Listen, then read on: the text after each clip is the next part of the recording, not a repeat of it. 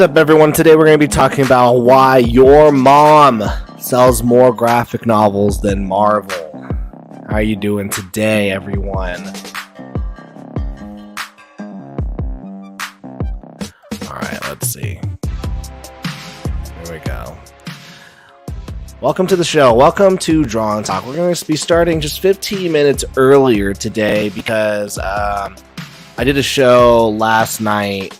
It just went way over the time that I thought it was going to be, and my wife could use a break. My kids are assholes. I love them, but they're assholes. My wife could use a break. So that's what we're going to do. We got some fun topics though we're going to be talking about today. Very, very excited. Very, very excited for them. As well, got an awesome guest coming onto the show for the very first time. Daphne, I'm gonna get her name wrong. It's Daphne Lage. I'll have to ask her and I'll botch it. I'll botch it there. Yeah, let's get some people in. Let's get talking, and let's do this. Oh, she says Lage, like Paige. Okay, it's Daphne Lage. Yeah. Awesome. So real quick, guys, we're going to talk about this real quick, and then after that, we're going to bring Daphne in. Okay, let's get this music down. If you're checking out the show, come say hi. You know what time it is. What's up, Nicholas? How you doing? Guys, I read today. Actually, let's pull it up real quick. I read today, the moment I got the PDF, the moment that I got the PDF, I freaking read Winnie the Pooh Demon Hunter, which was just fun. It was fun. The first Winnie the Pooh Demon Hunter was very action oriented. Christopher Robin and Winnie the Pooh, they're on this mission. They're trying to get the gingerbread man. They're trying to find Winnie the Pooh, and then at the end, ends on a cliffhanger. And then the volume 2 was more character driven, more world building, still a ton of action. One of my favorite scenes though was when they find the Red Riding Hood finds this card and kind of opens the world even more. It opens the world even more to what Nicholas is planning on doing. I love the Demon Hunter Ninja Turtles. That was fun. It was a great way to do a parody while not infringing on copyright. It was just a phenomenal series. Super fun indie title. So yeah, if you missed out, don't miss out next time. Do not miss out next time. All right, let's go back to here. Okay, so guys, if you didn't know, I've been kind of weaving this story for the last couple of days. I've been weaving a story of how creators need to start doing more. How Kickstarter is rented land. How indie creators need to step up their game. And it started off with this Facebook post, kind of calling out creators, saying, "Hey, do better with your marketing, build a platform, but also make a better product. But also, if you're gonna use Kickstarter, like in the indie comic sphere, everyone's like Kickstarter. And then if you're gonna make a Kickstarter, it needs to follow the quote unquote meta of Kickstarter in order for it to triumphantly go up into these big numbers that creators want." So then part 2 of my story is, can you put a book up on Kickstarter and have it fund and get backers with zero promotion? 266 people voted, and we'll just round this up, 78% of them said no, you cannot. So if we go 276 minus 78%. So out of those 266 voters, 207 of them said no, you need to market, which obviously I agree. You do need to market. But this goes back to, can you go onto rented land, follow the rules, and make and fund your Kickstarter? And here's I did the screenshot. I currently have a Kickstarter on right now. that funded in 15 hours. This was as of like 2 days ago that we were 174%. We're actually a little more as of today. I've done zero promotion, zero marketing, and I'm at 174% funded on this project. So kind of cool. I put up a project, put it up on Kickstarter, dolled it out, did some sequential pages, got some covers done, launched the secret project, and within 15 hours I funded. 15 hours I funded. Now, keep in mind, the funding goal wasn't astronomical. It wasn't like 5,000 or 10,000. It was pretty modest. But still, I was able to do it. And it's funny. I have more backers and more funding than a lot of indie creators that I know right now, who are actively every single day pushing their freaking book. And I have more backers and I have more funding. So now the conversation is what's the problem? What is the problem? And so on Wednesday, I'm going to probably do a live stream in the morning, and I'll show you guys the project. If you guys want to back it, that'd be freaking awesome. If it's not your cup of tea, that's totally fine. I think if you like the girl with the mega fist, I think you'll like this. Maybe. I don't know. But yeah, I think it's going to be, it'll be very interesting. But yeah, can you put up a Kickstarter? Now, here's the thing. Regardless, even if you can put up a Kickstarter with zero marketing, you absolutely should do some marketing. The people that I'm seeing who are the thing is, the people who are hitting this, like there are campaigns it's their first time and they've never backed anyone. They have way better funded percents than me. And the reason why I think is because even though it's their very first campaign, they're still marketing. They're still actively marketing it.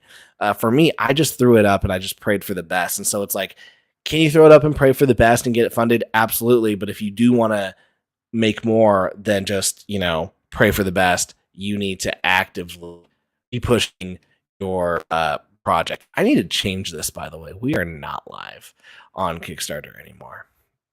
And then finally, the last thing I'd love to talk about is that currently, if you are new to Draw and Talk, if you are new to the Girl with the Mega Fist series, right now I'm inking chapter 41 of the series. That's where volume 3 ends. However, if you were like, you know what, Tyler, I just want to read the digital version and I want to read it weekly, go and get yourself a Global Comics account. It's 100% free. And I have uploaded the very first 3 chapters of The Girl with the Mega Fist. And every 2 weeks, I will upload a new. Chapter on here. So if you wanna, if you wanna catch up, you're gonna want to go to Draw and Talk Comics. Go to Comics. If you want to catch up, you're gonna need to go here to get the volumes. But if you just want the chapters and read for free, there's the chapters. And yeah, so go on Global Comics, make a free account. You don't have to pay or anything. If you want to donate to me, then you can. But yeah, and you can read all the chapters for free every 2 weeks. So you will be, though, 2 years behind everyone else. You will be 2 years behind everyone else. If people want to know Tyler's project, hit me up with the price and I'll reveal it. Yeah, Nicholas is one of the 2 or 3 people that know about it. That is so funny. People want to know Tyler's project, hit me up with the price and I'll reveal it. That's so funny. Kate and Lane, I can't wait until Wednesday. I only have 1 more day left. Thanks. I appreciate that. Yeah, I'm excited too. I'm excited. I wanted to do it for 30 days, but I was like, let me just tell people. Comic Ken says, what's up? How you doing? We got the Head Ninja here. We got Neo Star. I still need to read my copy. We got Rob Kiro in the house. What's good? What's really good?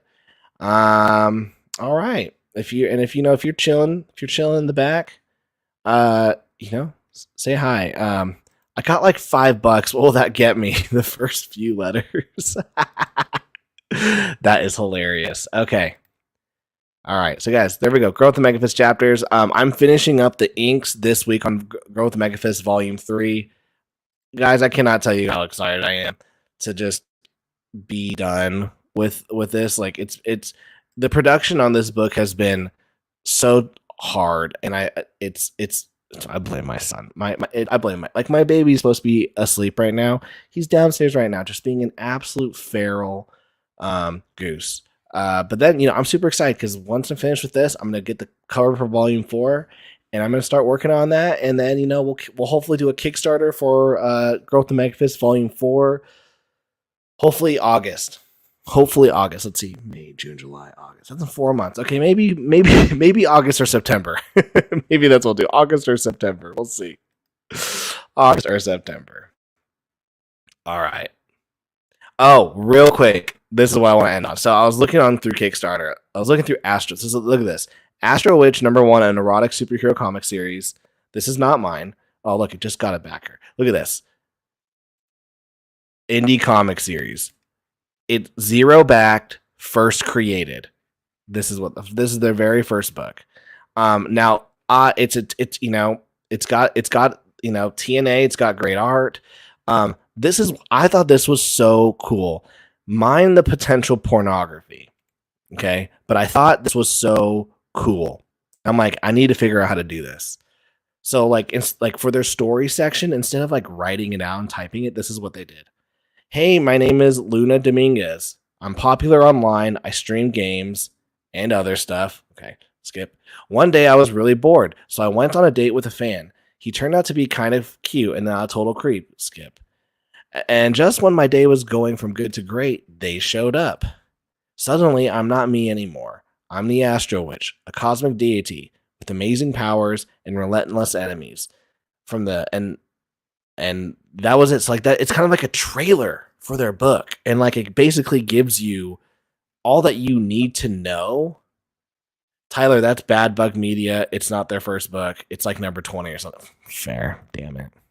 Oh, Bad Bug Media 2. Where's Bad Bug Media 1? Anyways, but still, okay. Regardless, I still think this is dope.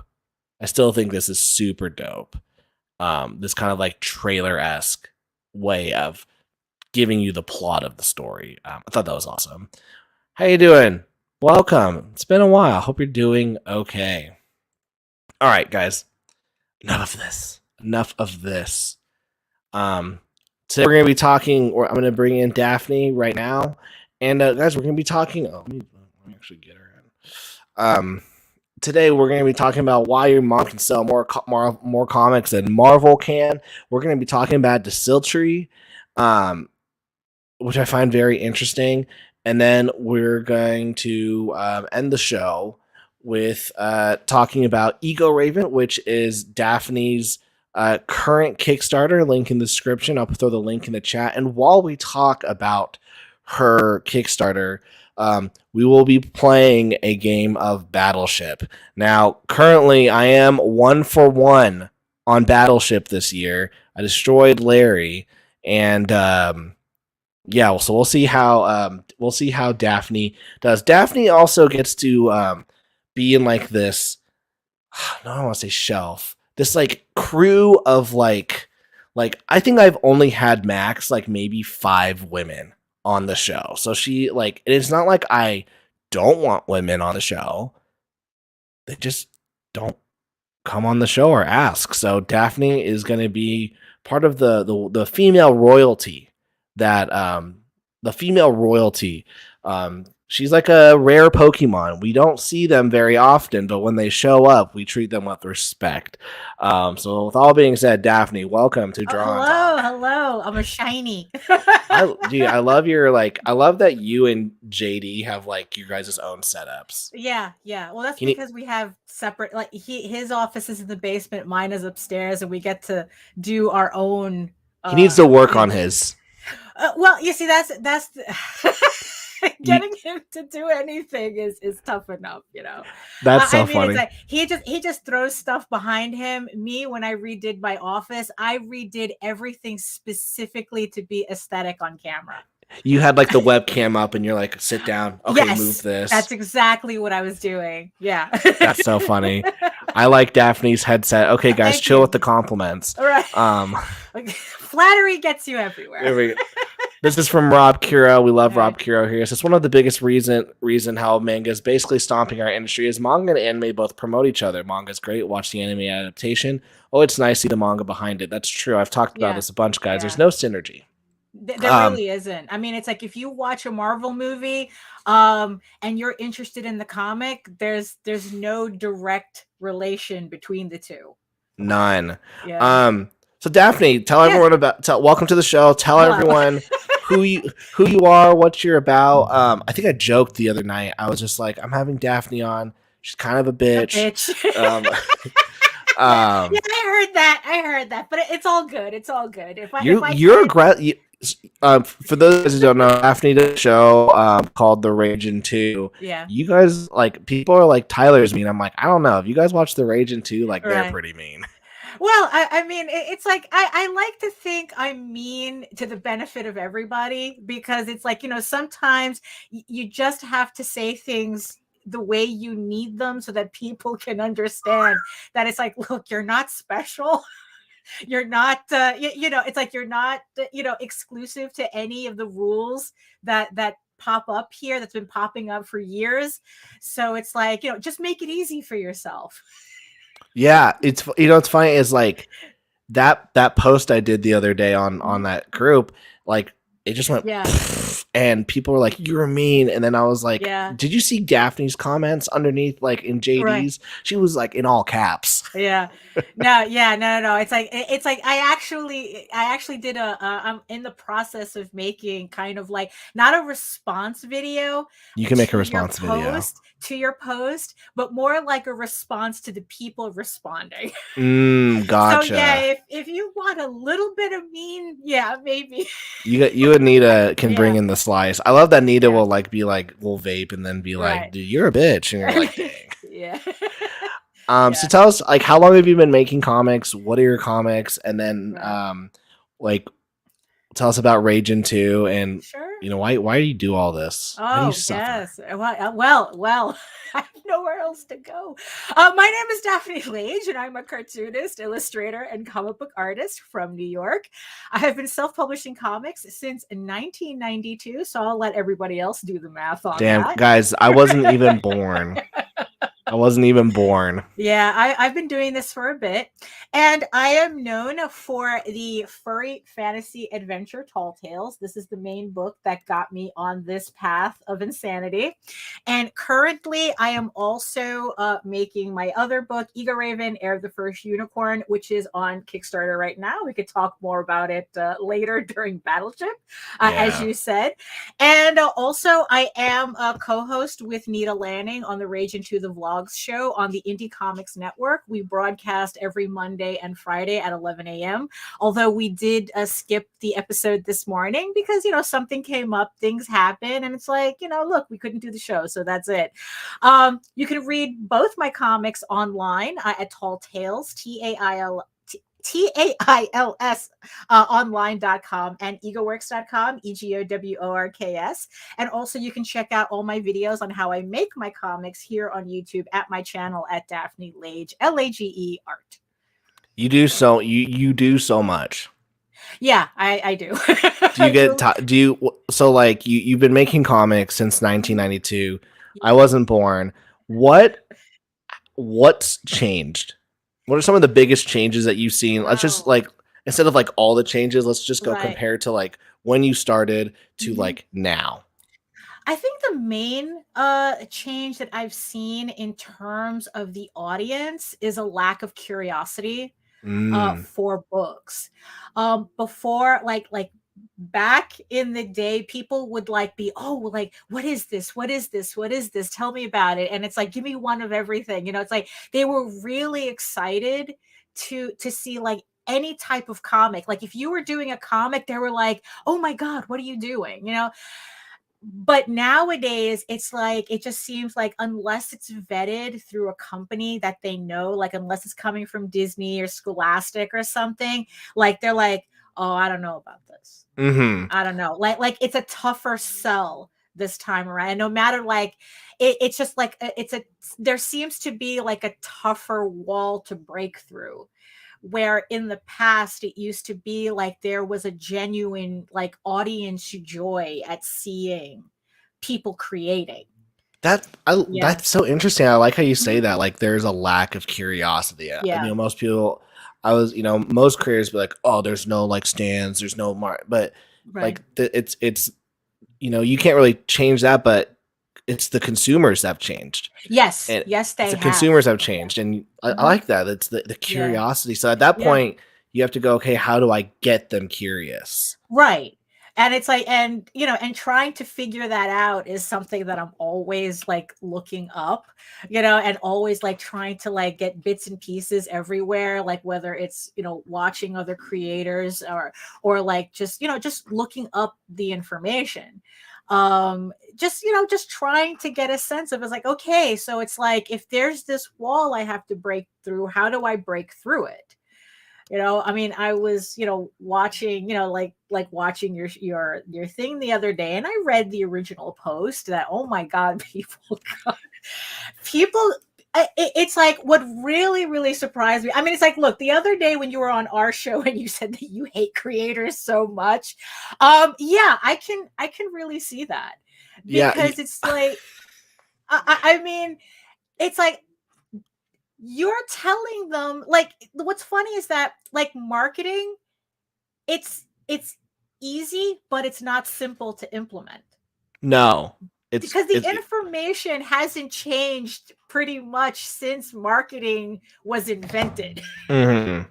It's the same thing. It's just that you know yeah, it's like if things are not working you have to adjust according to what you need for it to work. I mean, it's like, think about it. It's like companies, I mean, it's like, we all know what Coke is, Coca Cola, but they still spend billions of dollars on research and development, Yes. still trying to crack the brain code as to how do we get people to buy our product. And this is a company that technically you would think won the game, right? That it's like, But it goes to show that like you can. I mean, we're kind of seeing that right, with all kinds of brands. Like, not we won't get into politics, but like right, Bud Light tried to do their right, thing, and people went, "Oh, I'll just go somewhere else then," right, and they lose $4 billion in a day. right. And so it's like you need to constantly be relevant. You need to be in people's faces. Mhm. But I like what you said is I'm in this. I've said this, but I'm in this DM group with Nicholas and Anime, and we're Mhm. constantly talking about how can we up our YouTube levels. And Yeah. today we were actually talking about how do you get people curious enough to Right. like, and we were looking at this person's channel, is Mhm. Mullet Man Comics, and he just talks about comics he reads, Right. but he packages. So he goes, Moon Knight cuts a villain's face off, and it's like, oh, why? It like gives you Right. enough wire. Darth Vader regrets joining the dark side, and you go, oh, does he really? Why? Right. Um, Spider-Man stops holding back. Mhm. Why? Like 2 million views on Yeah. a video about comics. And so when people Right. are like, oh, you can't market comics, it's like, you can just give them the one riddle the Riddler couldn't solve. You're like, oh, I wonder what that one riddle is. Watch the video. So it's Well, all about yeah, it's like, curiosity. yeah, because it's like, you were talking on another video about this. It's like, the fact that you did that video on the manga, the horror manga, Hmm. you know, and I took that information and I decided it's like, okay, so let's do it. And I made last week I had, after years of not doing edited videos, I did my first edited video after all that time. And I did the one, it's like the comic that changed my life, and I did like a 10-minute video gushing about ElfQuest. Hmm. And when my regular videos was getting like 20, 30, 40 views, this one got 200. Not only did it get like 200 and something views, but it was also reposted by Richard and Wendy Peeney themselves. Oh, that's awesome. Yeah. So it's like there's Oh yeah, I'm something looking at to your this. channel. Hold on, let's pull up Yeah, your there's channel. I'm something looking to at it right this. now, and it's Mhm. like yeah, like 59, 19, 8, 11. This Right. one, Yeah. 250. Right. Yeah, and it's like, "Oh, there's obviously something to this." And then it's like, and then it's like what I started doing is taking clips from like live streams and just, trying to like, play around with them. Like the other day I found like some footage that I forgot I completely had, and I turned it into a commentary video. Hmm. And it's like, what, it has like 50 something views on it already, and I think I posted that the other day. I mean, it's not a lot, but what's funny is that ever since I started doing this, like literally a week and a half ago, I've been seeing my subscriber count go up. Yeah, well, That because thing you're hasn't consistent. moved. That thing hasn't moved in a long time. And then, like, the little changes that I started making in just a week, I'm already seeing a benefit of it. See, that's awesome. The real thing Right. is just like create the content and just Yeah. be consistent. And like Yeah. and like how you're doing it, like the Yeah. smartest, like honestly, guys, the smartest thing for me to do would be to do these streams, hour streams, and then like plan out 6-10 minute Yeah. segments, and then I cut Yeah. out. Now I have a week's worth of content Right. that I Yeah. repurpose. Yeah. But I'm not smart. Yeah. What's funny, but you were the one that gave me the idea, or There we reinforced the idea. I love. Right? I always tell me like, this is what you should do. And they go, how come you're not doing it? I'm like, I don't know why I'm not doing it. Right. I Yeah. don't want to. I don't want to Exactly. do Right. it. We can dish advice, but we can't use our own advice, right? Uh huh. But here's the thing that I really learned from your whole kerfuffle on Facebook and Twitter and whatnot, is that holy crap, are like creators are really, really resistant to Mm, the idea of promoting to the point that it's to their detriment. Like they think that marketing and promotion is just beneath them. And it's like, oh, it's like, it's like, oh, I don't want to win a popularity contest. It's like, honey, then how are you going to get readers? It's like yes. marketing is a popularity contest. That's what it Yes. is. I mean, it's like, and the thing is, though, it's like, look, we're not talking about, friggin' joining the plastics. It's like it's like this is social media. This is how it works. The more popular Yes. you can get yourself to be, the more people will look at your work. Yeah. You know, That's why when I remember when I had him come, I was yeah. like, I am so confused by what you're meaning Yeah. Yeah, I was by really popular. confused. Yeah, I was really confused by that too, because it's like, last I checked, we haven't been in high school for a while. I know definitely I haven't been. You know, so it's like to be treating all of this like, oh, it's like, no, no, no, no. It's like, that's jock and cheerleader stuff, and it's like, no, you're marketing your comic. You're talking about your comic. Hmm. It's like, how can that be a negative thing? But it's like, I don't know, like, actually, I kind of do understand it, because, for the longest time, I probably had the same attitude. Oh, I just want people to read my work. Yeah. I just want to do my work, and I don't want to worry about the nitty gritty. But it's like, look, we're in an environment where social media is king. And it's like, unless you're able to make that direct connection to your potential audience, you're not going to exist. Yeah. If it doesn't fall on social media, does it make a sound, Like people this day, like they want to have like some sort of like connection or relationship Right. with you, Yeah. like, and because like you couldn't do that back in the day, you Mhm. just like focused on the brand, like, oh, Right. Coke is here, Coke, I drink Coke. Right. But Yeah. now it's, well, what does Coke believe? Who, Right. and that's why a lot of companies like you kind of saw it with the Progressive. I think Progressive was a big, like, they is like, okay, when you think of Progressive, you think of Flow. Right. And she's like the face of Right. Progressive. And Although I'm more of I'm more of an Allstate Mayhem fan. but even then, like, they have like, there's like, oh, there's that guy. Right. And Yeah. you need a face, and so like I mean, the actor shows up in John Wick, and the only thing I can think of is Allstate's Mayhem Yes. commercial. Yeah, exactly. So like people need to like go, and you go, Right. like, if they Right. look at you, they go, oh, you do Ego Raven.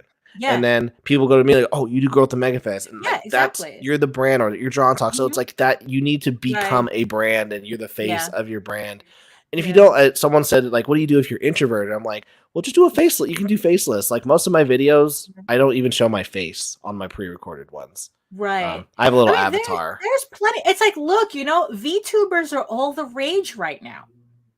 Yeah, So just it's like, yeah, just hide, just get like a little cartoon thing of you, just be and just be a and just VTuber. yeah, it's like but the thing is, yeah, it's like that's and mind you, VTubers are their own marketing segment. They're their own thing, that Mhm. you can also market to. It's like, um, but honestly though, it's like honestly though, the fact that people were asking you directly for advice and then were getting mad when you gave it to them, and mind you, you weren't telling them to do anything special. Although I do have to say the whole direct DMing thing, I would not do that. Well, no. Yeah. Yeah. I always state that there is 5. Right. You should do the content one. Right. But I Yeah. do know one creator who has like, his Kickstarter does like $20,000-$30,000, and I was like, Right. "What was your start?" He goes, "I cold DM'd," and Right. I was like, "Oh, that's gross." But I always say there's Right. 5. Yeah. You should do the content Yeah, one. But because I would not recommend that cold DM, because no, it's like, because that's an easy way to alienate a lot of people. Because it's like, you know what? Look, when I sign up for a mailing list, I'm expecting that. yes, I'm not expecting advertising in my DMs for for signing up on Facebook. I did not agree to that. I remember You at the know? beginning, someone was like, "Tyler, you should like message people about your sign up." So I did, and I Yeah. was like, "Oh, this is not No, working." that's like I said, that's the best way to piss people off. Oh, but here's the thing though. What I realized is that most creators who ask for advice, they really don't want critique. They want validation.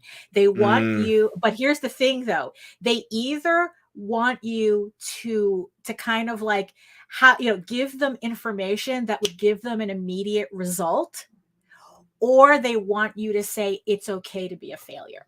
yes, yeah. They want you to validate their victimhood, Yeah, or yeah. which is actually where I got that, which is actually what started. Is I saw the post and I Mhm. saw a lot of validation of victimhood, and Yeah. I was like, why is everyone? Because it's not going to help. No, it's not. When your question is how do you get more backers, and everyone's validating all the reasons why you don't have backers, Right, it yeah, goes, no, these are the actual reasons why you're yeah, not getting backers. It's not that right, this yeah. mysterious force. Yeah. Yeah.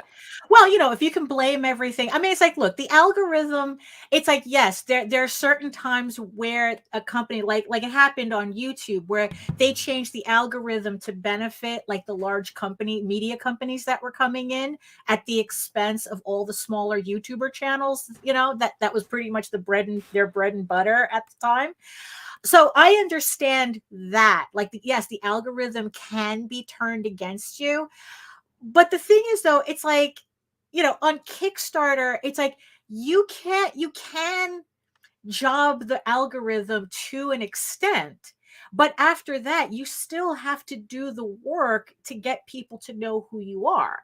Yes. And and and the fact that people were saying, "Oh, don't listen to Tyler, go to these talk to these guys Uh instead," huh. and one of them was Caleb Penquest from Unicorn Vampire Hunter, and I started laughing when I read that, because it's like what he's going to be nicer about saying the same shit that Tyler's saying. Yeah. In fact, I watched, because Caleb, he was one of the people that I was trying to study, because, well, I do a unicorn book and he does a unicorn book. And it's like, he's making almost 20 grand on his campaign. And I've never heard of him before. What's he doing different? And I was trying to study him, but there really wasn't much to study. It's like he didn't really have a social media presence. I couldn't figure out where his audience was, right? It's like I was like looking in Reddit. I was like, where is his audience coming from? And then I finally listened to an interview with him, and he said that his secret to his success was, one, having a novelty title that went viral, and Oh, there you two, go. And two, the fact that he got so many backers on Kickstarter because of that novelty title that he was able to parlay those backers into a mailing list. Oh, yeah, there you go. You know? So it's like, okay, so it's like, you know, it's like I don't understand. Like, okay, so this is the information the other guy would have told you. So is that supposed to be nicer? Do you feel better about that? Well, it's funny because like one of them people was like Pat Shannon. I'm like, yeah, Pat. I'm like, Pat. I told Pat Shannon about this post before I posted it. He was like, do it. So right. it's like you can go to these other people, but it's just not going to work. Real quick, for $20, thank you so much, Ichthus. Ichthus says The Flock, Volume 1, the big flocking book, over 150 pages, full colored, only 5 more backers to unlock the first trading card. Nice. HT, and then there is the link. So guys, go check out The Flock by Scott the Flock and Ichthus. Thank you so much for the $20, man. We left that up for a long time, Ichthus, because I love you and I appreciate you. Guys, yeah, we want to make sure everybody sees it. Yeah. Let me find the clip. Oh, there we go. It's been a while, guys. Thank you so much. You guys know what we got to do.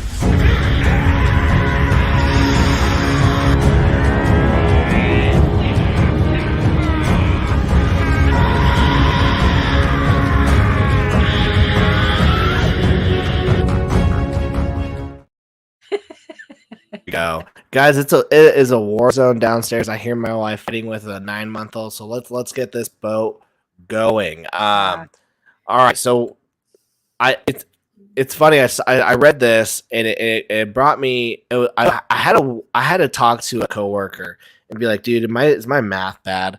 So this is from. So if you guys don't know what NPD is, NPD does NPD Bookscan does. As all the sales for every bookstore that reports to them. That includes Amazon. And then, so if you have an NPD account, you have to be in the industry to get an account.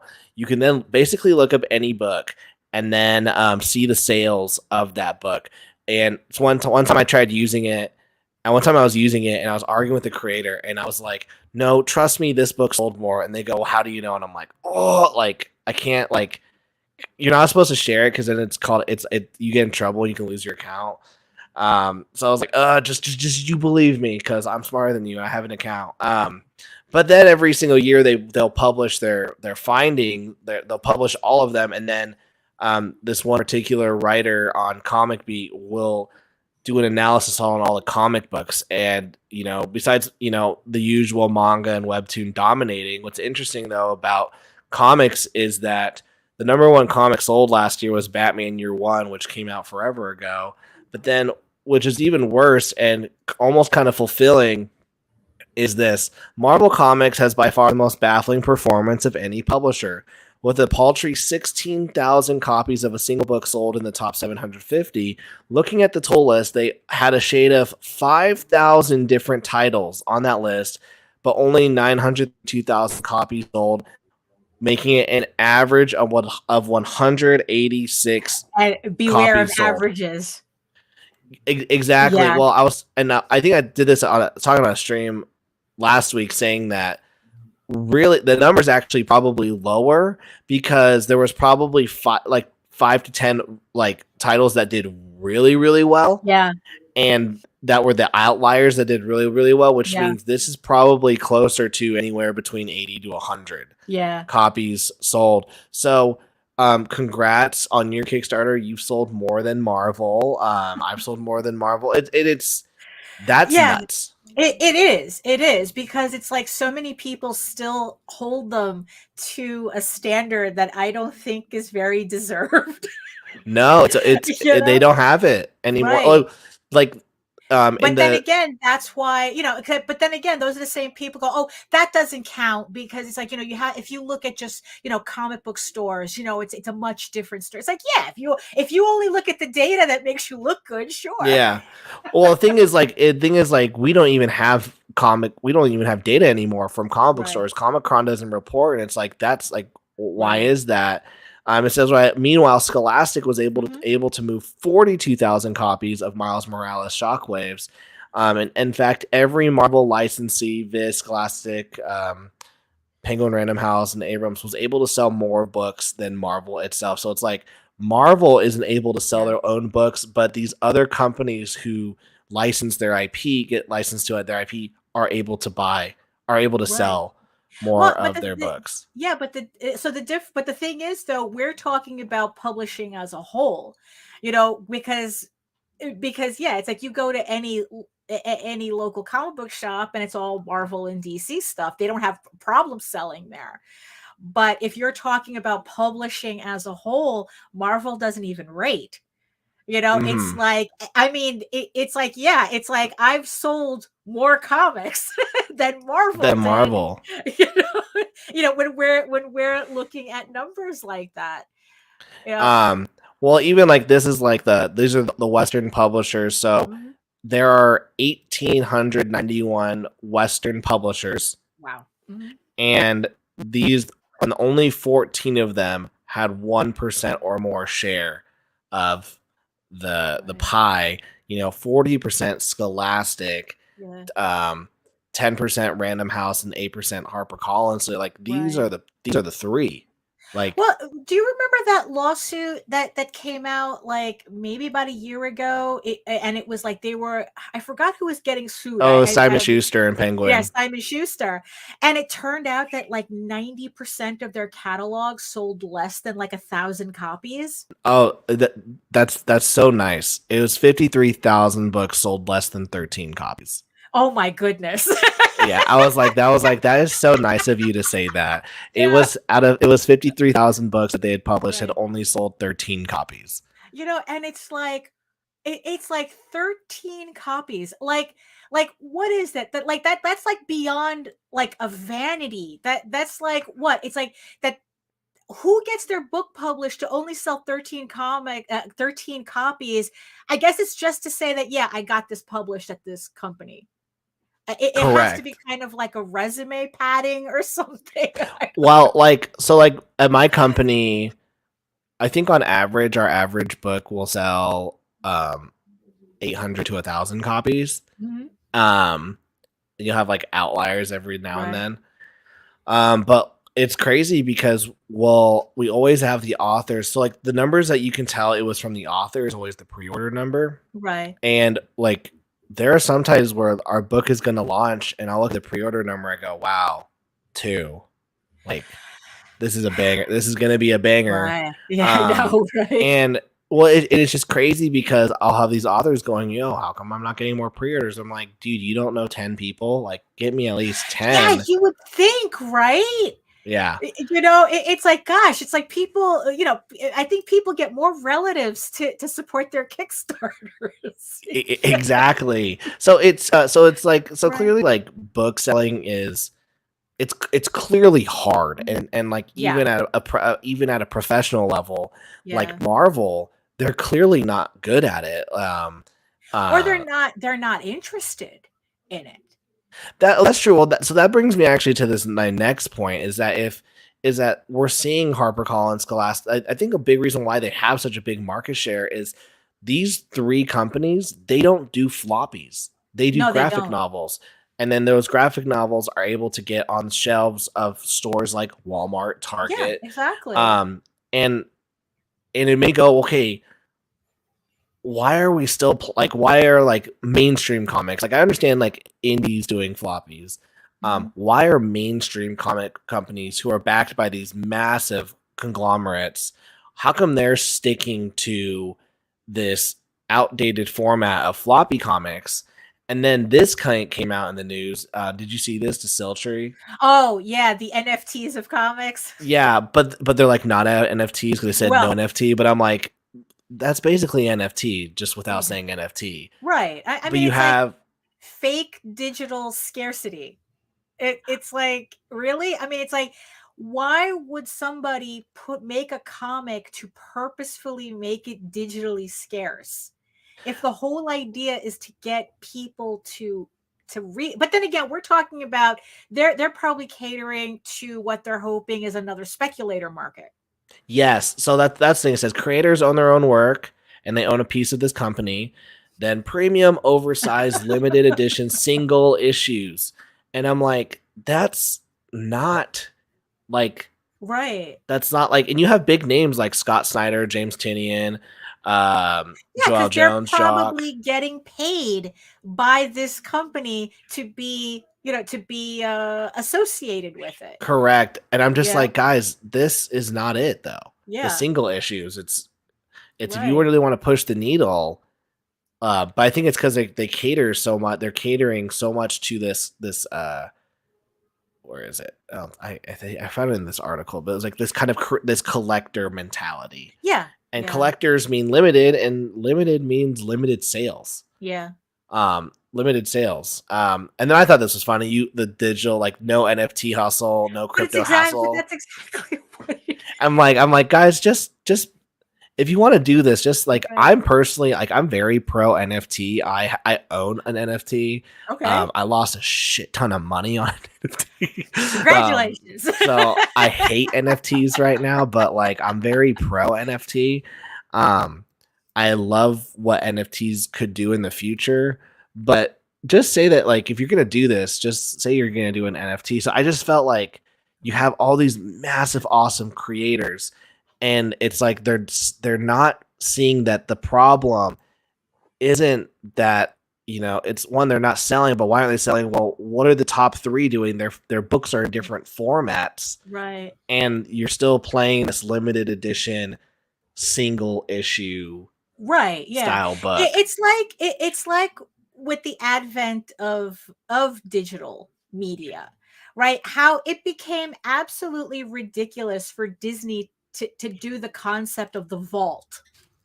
Yes. Where it's like, oh, the only certain Disney movies came out, like when it was on VHS, like every 7 years, a new, like, they would release a Disney movie from the vault. Like you could only get Cinderella for a certain amount of time, and then it went back in the vault. So, Yes. but once you got it on Blu-ray, once you were able to get digital formats of it, now we were just at Best Buy, and now you can pick up any Disney movie you want for $8 on Blu-ray. So it's like, even Disney was like going, it's digital. Yeah, exactly. The digital age means it's just like, listen, Right. Yeah. but also, like, if comics are really struggling to capture readers, stop making things limited, because these are Right. going to be pricey comics. Yeah, exactly. Well, So- it's kind of like when you were talking about, Kickstarter, caters a lot to collectors. Mhm.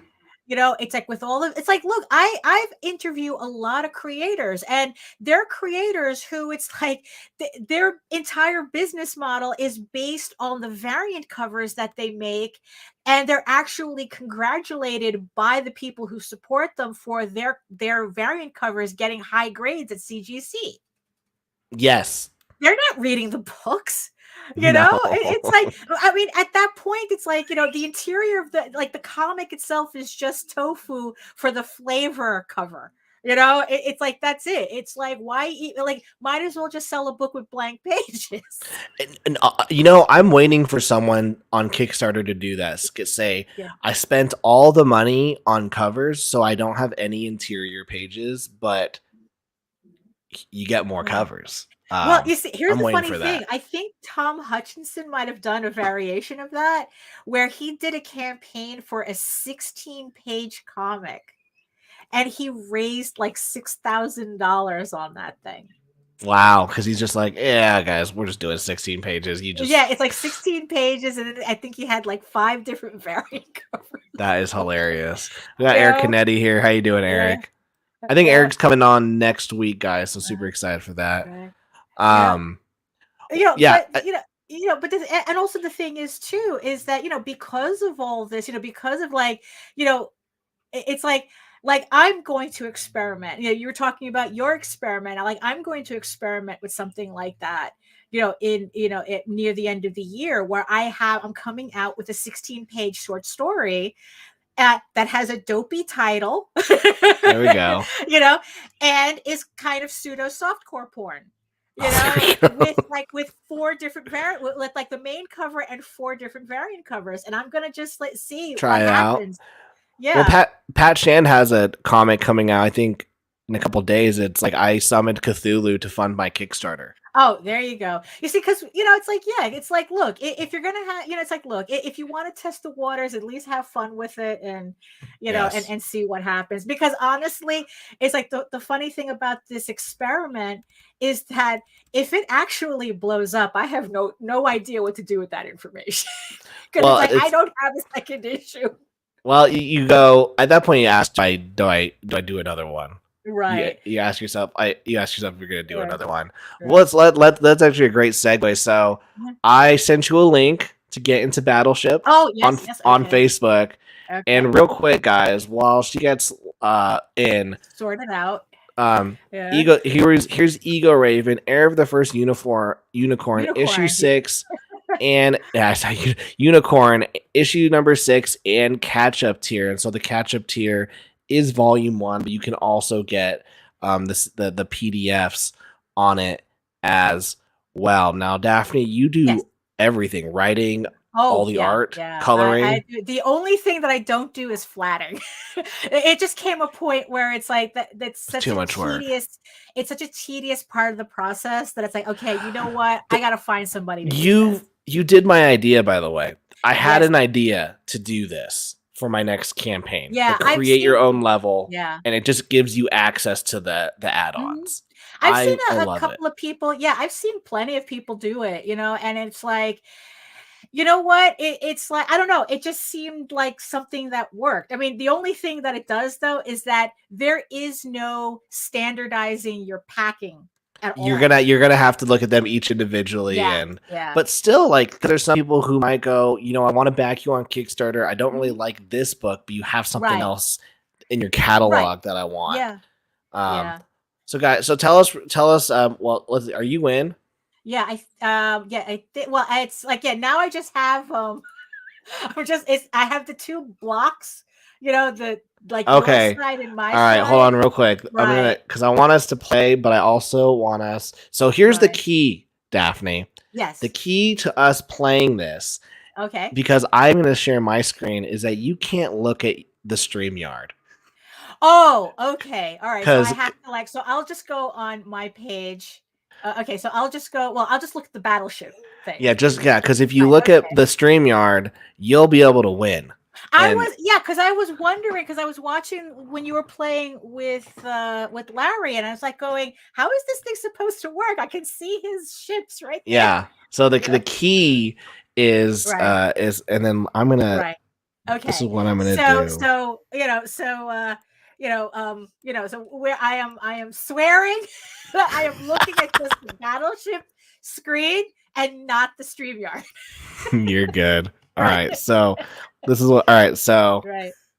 we're gonna have your campaign up, so it's pretty easy. Just hit start the game, and Right. then you can move your Oh. pieces Oh, I see it. to onto the board. And once you're ready, the game will start. And it's just we each take turns back and forth guessing. Right. Um, so once you set up your pieces, we will then we're gonna play Battleship, and then we'll have you talk about your campaign, and then Right. that should get us to the end of the show. Oh, okay. I Honestly. see what I have to do. Okay. So, Yeah, I'm not all feeling right. like. Okay. So, oh, okay. I see it. I see it. Everyone who's watching this, is my Yeah. strategy smart? I do not know. It's like I have no idea. I haven't played this game since I was little. Let's see if I can. Let's see. Okay. Down below. There we go. All right. So this one. Wait. Okay. This one. And you have 3 days to go, so we caught you at the finale of your campaign. Yeah. So okay, I think I'm ready here. Okay, All and I'm right, still so, not looking at the StreamYard. You're good. Okay, so this is super basic. We'll just go back and forth, but tell Okay. us Yeah. Tell us about Ego Raven and what this book is about. Right. So Ego Raven, Heir of the First Unicorn, is the story of a unicorn princess exiled into the mortal realm after she is betrayed by her elf prince husband to be. And dragons overtake her kingdom because she doesn't have enough problems. But when Ego Raven becomes an unwitting pawn in a noblewoman's attempt to avoid an arranged marriage, she trains to become a knight with the help of an unlikely trio of blacksmiths. Hold on. Poof. Ah! Fuck. Hoping she could ultimately win a king's favor and save her people. Damn it. That sounds really interesting. Fuck.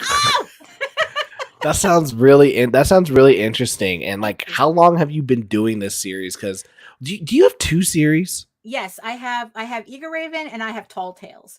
And Gotcha. Tall Tales is the okay, hold on. It's just sadness as I'm watching my battleship die. Okay. Frick, man. You're hitting my big one. Damn it. So so Tall Tales was the first book that I released back in 1992. And around like Okay. 2000 I started working on Eager Raven, although it wasn't called that. Because it originally the character originally started off as just a mascot for my portfolio page.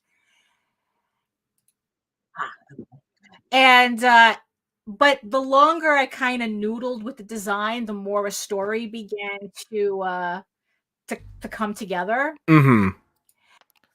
So Suck my carrier, man. Oh well. Okay.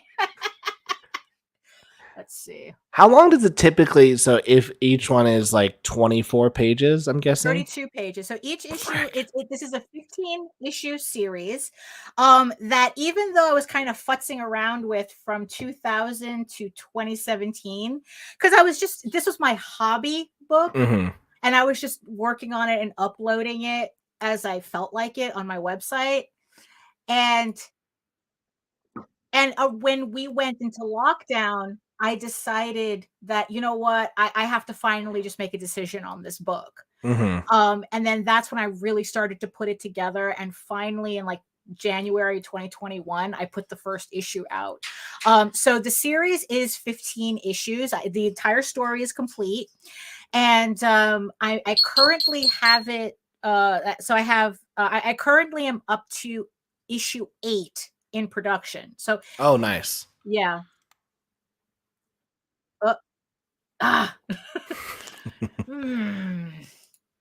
So that, you know, I wish that with the growth of Megafist, I wish I was a volume ahead. I wish I was a volume ahead. Right. I mean, but the thing, I mean, yeah, it's kind of tough. I had to kind of slow myself down a bit because last year I literally had 2 panic attacks trying to do so much at once. Let me see. Guys, yeah, where is your other shit, man? I need to read the little like comic book bubble that's coming out, because it will say like you sunk, and I'm like, I would have known that I sunk the 2. Yeah. Oh my gosh. Let's see. Man. Dude, I'm just summoning my powers. Yeah, really. Where are you? Damn it.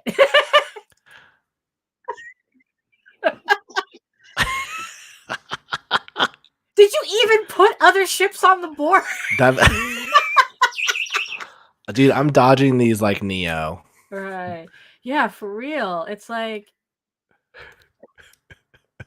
oh my goodness. Chat, guys, I'm gonna be 2 for 2. Yeah. Next time we have to play Connect 4. Okay, I'll do that next time. We'll do Connect 4. Oh my goodness. Oh, this is the big one. This is the big one. I found it. Uh-oh. Where are you gonna go? Let's see. Wow, this is there you go. So you got 3 out of 5 so far. Oh, there's 5. Yeah, I've got 3 out of 5. Yeah. So with your and then I remember you talking about how you were thinking about doing like a black and white version, like Tonkabon. Oh yeah. So speaking of audiences, trying to find our audiences, right? So I kind of like so I kind of got a little obsessed with Saturday AM as a company. And you guys had And them on the other day on the yeah, Raging. we had Frederick on Monday, and I actually was playing around with the idea of like what would Eagle Raven look like if I formatted it as a manga. So I was playing around with the size. I played around with the screen tones, and just like going, it's like, it's like, look, if the audience, if I need to enlarge my audience, who is my audience? And I kind of feel that for the type of book that I'm putting out, um, I swear you don't have ships on here. I'll tell you this. Like when you look at this board, you're gonna Yeah. be just like, wow. Yeah. Um, I mean, one thing that's like cool about Black and White is that it creates There there we we go. go. It creates a cheaper product, and Yes. that can hit a younger audience, and Hmm. they like that. Right. Because here's the dilemma that I was mulling over, right? Related to all this, right? So why does manga outsell mainstream comics? Well, the main thing is mostly formatting and price point, and also accessibility.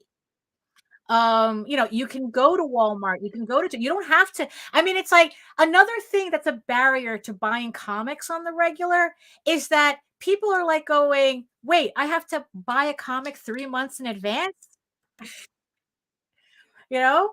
So, so manga doesn't have that. If you just want to start a series, you go to Barnes and Nobles, you pick up volume one, and you're good to go. Correct. So it's like, okay, so where are these kids coming from, right? When they see that, right? So you had mentioned a lot of these kids are on webtoons, right? So they're used to reading these books for free, on webtoons or whatnot. And then what happens? Um their favorite creator puts out a book on Barnes and Nobles or on Amazon, and then it's like it's an easy transition from webtoons to Amazon or webtoons to Barnes and Nobles. Like, oh, the next time you're at Walmart, you can pick up their book. 100%. And so my dilemma was, thinking it's like, okay, so I know I can do Eagle Raven as a manga.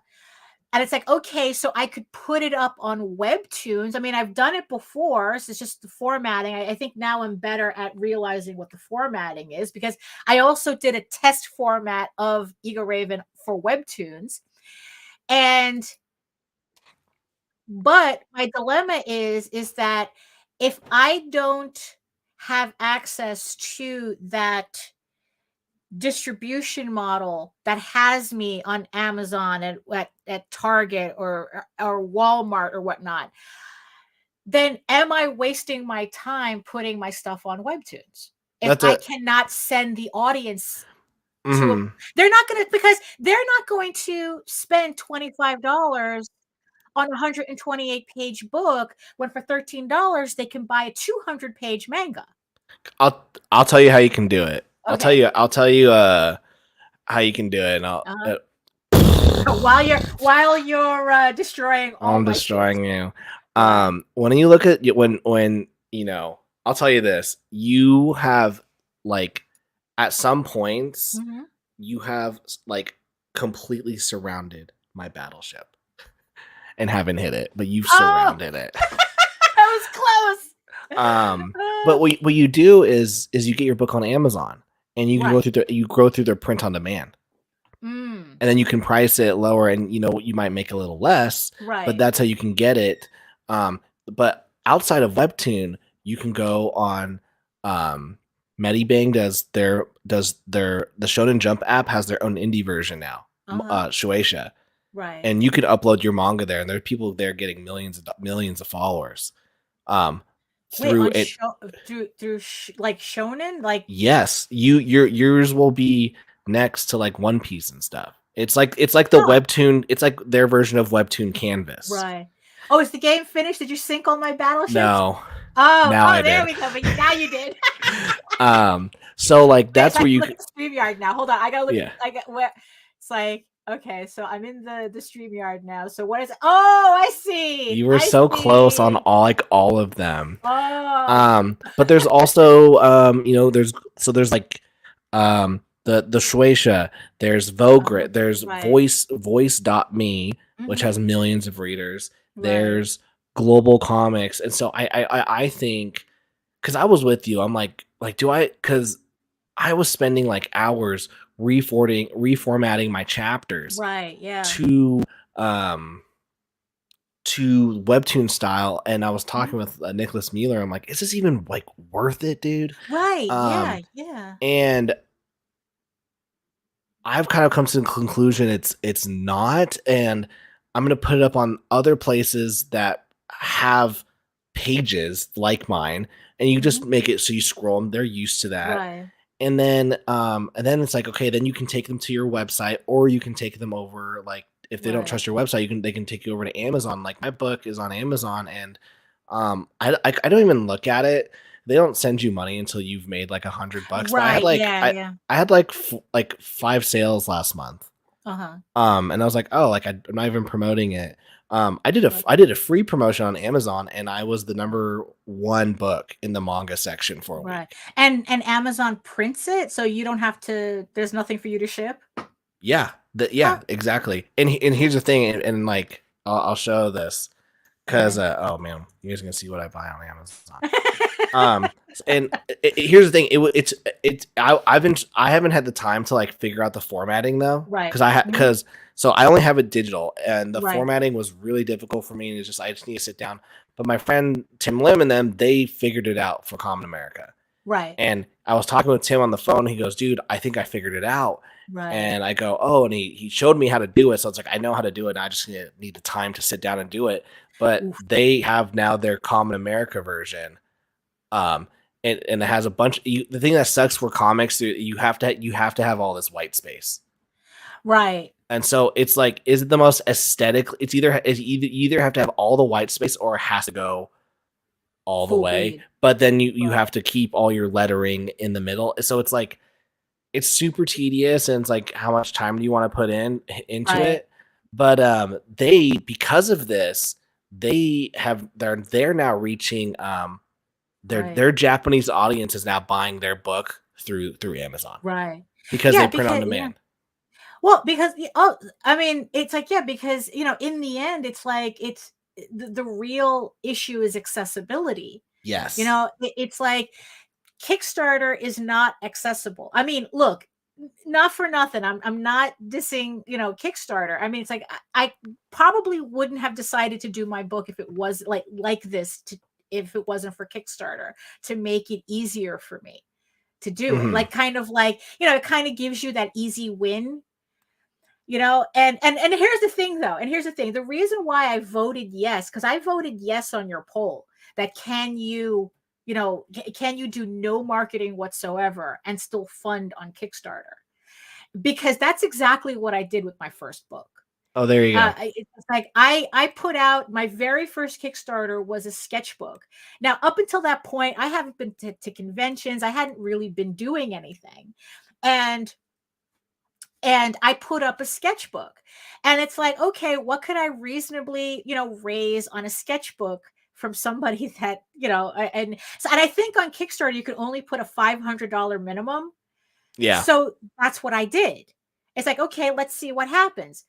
I raised $700, you know, See, so like without doing exactly. anything. And then my next sketchbook, which was a porno sketchbook, by the way, to really, I made $2,000 on that sketchbook. Oh, there we go. The You fur. know? It's like the thing with Kickstarter. It's like people don't realize, like, if you just keep showing up, Yeah. you'll grow. And like, look, Right. Yeah. 14, 43, then 133, Yeah. and then 157, and Yeah. like It's been 173. It's yeah. gonna grow. Yeah. Now, of course, it's like the promotion makes it easier.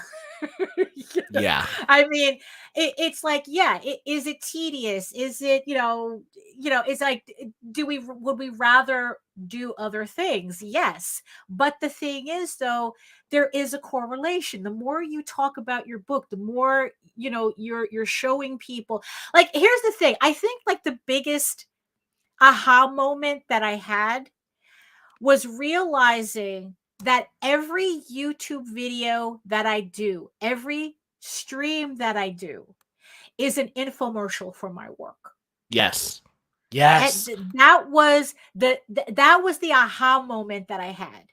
It's like, that's the power of YouTube. Every time I do, and that's the thing. It's like, that's why, especially now, it's like the streams were a lot easier to make. But the thing is, though, I really did internalize what you had said on our show, where it's like the streams are for retention because you can communicate, you can chat with your fans directly.